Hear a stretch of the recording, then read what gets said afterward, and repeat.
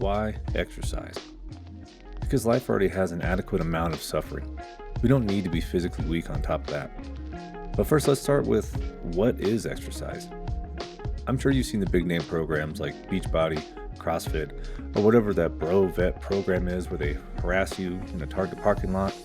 And if you don't know what that is, don't look it up and thank me later. Exercise is anything that forces your body to adapt, either through max effort or repeated effort over time.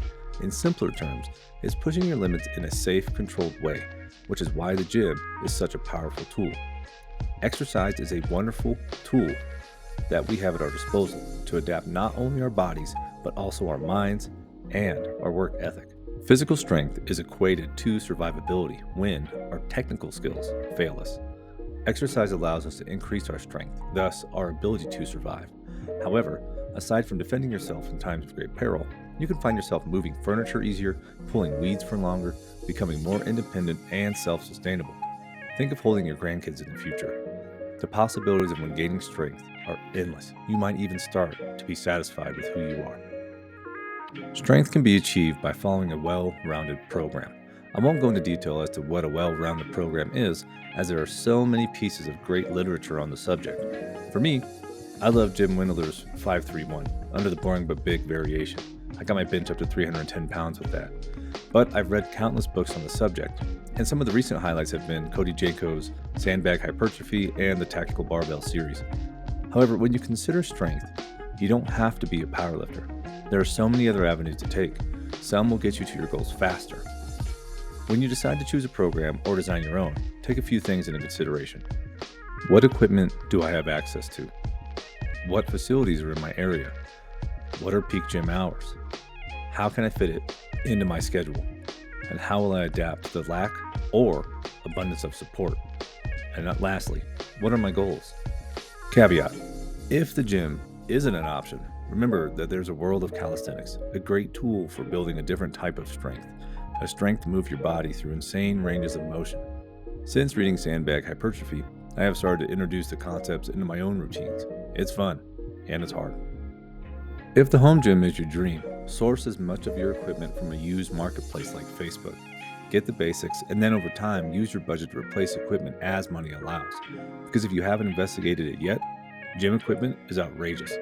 Over the last 6 years, I've piecemealed a fully furnished home gym together. Of course, you can skip this headache if you choose to sign up at any local gym.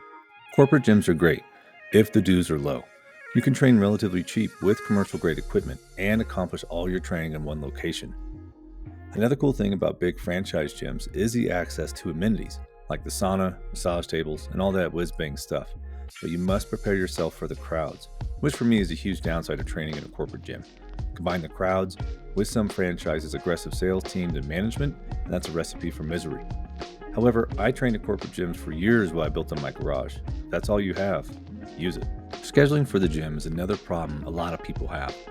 I've heard from my coach that you always have time and money for what you're interested in. If you really want to make this change, you will find a way to the gym. You will find the time. But if you're super swamped with no time, like a single mom in school and working, fitness can be achieved at home with no equipment, with 20 to 30 minute workouts done 2 to 3 times a week. There's a bunch of free resources out there on YouTube for this. Since you're starting a new lifestyle, support is going to be a key factor, depending upon your personality.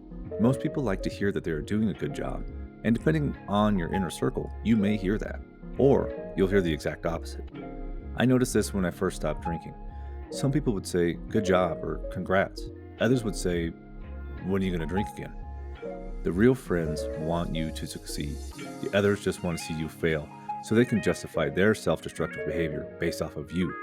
So they can say, "Well, see, he tried it, and it didn't work. Why would it be different for me?" When it comes to your why are you doing this? Remember that you have to do this for yourself. Of course, giving a good role model to your kids or our younger generations is key here, but doing it for you has got to be at the forefront of your mind. If you do it for somebody else, that's the wrong reason. Remember, you are deserving of love, deserving of respect, deserving of seeing your own greatness. There is greatness within all of us, and a great way to tap into that pool is by starting to exercise. If you have any specific questions on how to get started, let me know. I'm here to help.